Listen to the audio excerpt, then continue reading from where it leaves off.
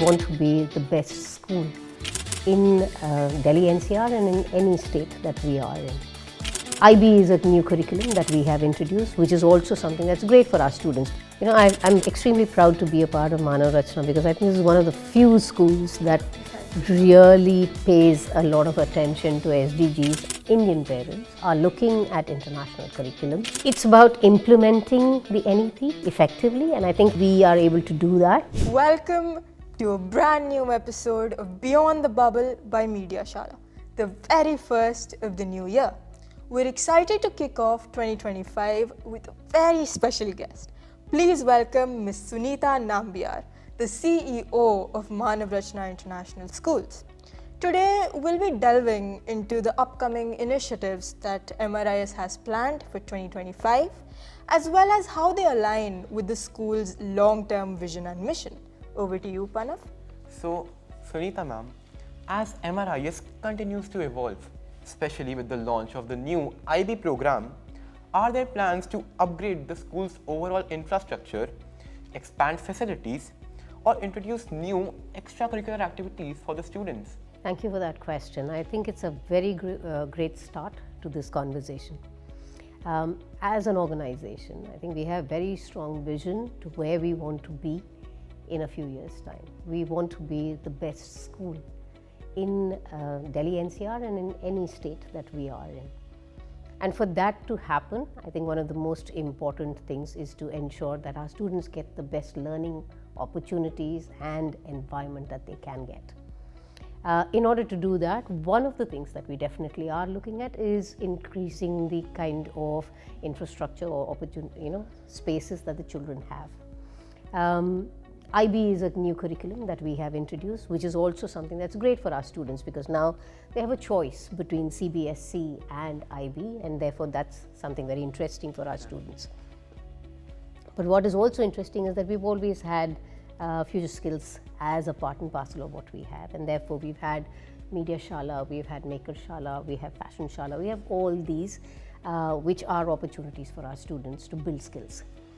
What we are now looking at is to provide an integrated lab for our students from a very young age, right? From grade 1 onwards, we are looking at an integrated lab, which means that our students can explore all of these in one space rather than having to opt between one or the other. So therefore, it's a much more wider range of learning opportunities for our students. Now, besides that, of course, you are well aware that our schools are increasing the number of spaces that we are creating. There's a new building that is coming up. There is 46 sector school in Gurgaon, which is now going to be offering IB, and there's an IB school coming up in that space. So therefore, when I'm looking at infrastructure and facilities, it's only going to keep increasing, giving youth students a lot more choices in what you can learn. Ma'am, how does MRIS plan to integrate sustainability into its curriculum, looking at its long-standing commitment to the UN SDGs? You know, I'm extremely proud to be a part of Manav Rachna because I think this is one of the few schools that really pays a lot of attention to SDGs, and again, it's a part and parcel of our curriculum. It's not a standalone, it's not something that you do as an add-on, but it's a part and parcel of what we believe in, and therefore we are going to do it. If you look at the values of Manav Rachna, sustainability is a core value. And therefore, whether we are looking at gender, or whether we are looking at having a green environment, or whether we're looking at ensuring that quality education is offered, you take up any sustainable goal that a school can offer, we are offering that. It's not as something very separate. So whether we are doing the future skills or because we have Agri Shala, for example. So there's a lot of focus on looking at what are the sustainable outcomes that we can look at, whether it is looking at saving on energy conservation, for example. So there are a lot of opportunities that our students get. Children right from a very young age are very clearly taught what it means to be sustainable. It's also a part that is made visible to the children, whether you're teaching EVS or CREST or whether it is being your physics, chemistry, or biology, or social sciences, it doesn't matter. Sustainable goals are a part and parcel of what we do in school. They're not just school level skills, they're transferable life skills. Absolutely. That's great, ma'am. And what strategies does MRIS intend to implement to strengthen their relationships with their alumni? And how does it plan to utilize their expertise to create opportunities and mentorship programs for the new students as well? We've got a very strong alumni, students who have gone out of this college and school and universities who are doing extremely well for themselves. Being able to create this network is the one thing that we're trying very hard to do. We've got people who are willing to provide that support for our students. So whether it is in the form of offering mentorship or creating a job opportunity or offering, guidance, career guidance, I think that's all going to be a part and parcel of the program that we are chalking out for our students with the help of our alumni. We are just in the first phase of doing it, and I'm sure with every year it's only going to become stronger, and I think it's going to give more and more opportunities for our students to find people to connect with as they take their steps into college or jobs. Sounds like a truly wonderful initiative, ma'am. Ma'am, as we have already spoken about the brand new IB curriculum, what's the most challenging aspect that the Indian education system faces today, especially in regards to developing and implementing new types of curricula? I think over a period of time, one of the things that I am observing is that more and more Indian parents are looking at international curriculums as compared to the national curriculum. I think it's based on 2-3 things. One is the fact that today a parent is able to afford an international curriculum. There's a larger group of parents who can afford. Secondly, there is a larger global exposure. We have a lot of parents who are working abroad and have understood what an international curriculum looks like and what are the opportunities of that international curriculum. There is also the fact that today's parents want something more, something extra for their children, and they see the international curriculum as an opportunity for that.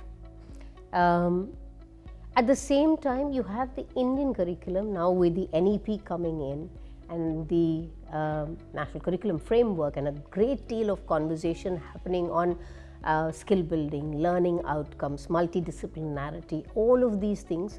So even the national curriculum is actually looking at a far more progressive approach to education.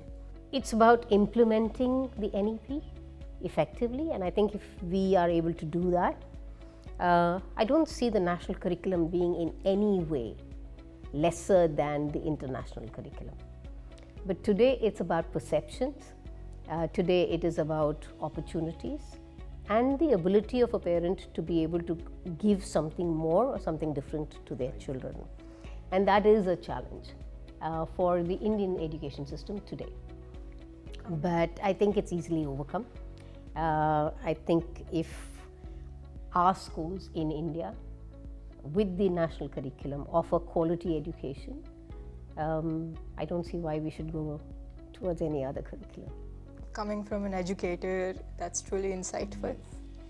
And ma'am, seeing you have such a profound experience in academics and with a journey of yours, what advice would you offer to those aspiring to build a career in academics, considering that teaching itself is one of the top 10 professions globally?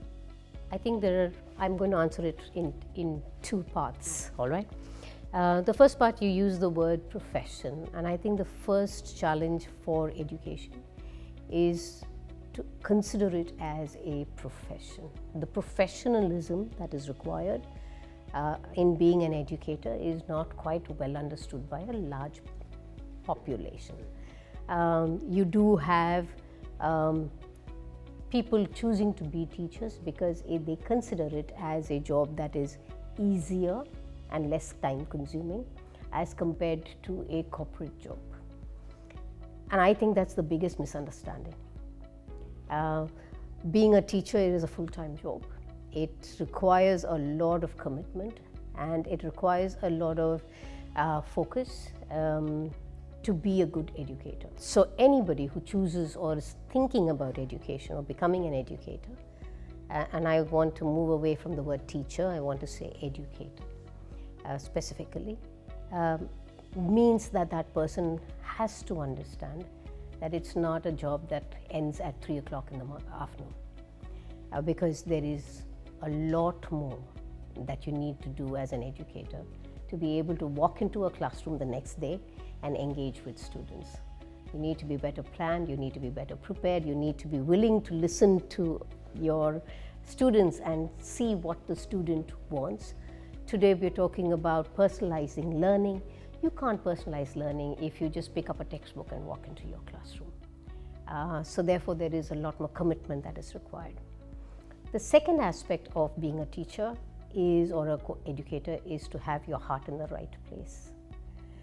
You are giving a lot of yourself as a person to a child when you walk into a classroom. What do they need emotionally? What do they need?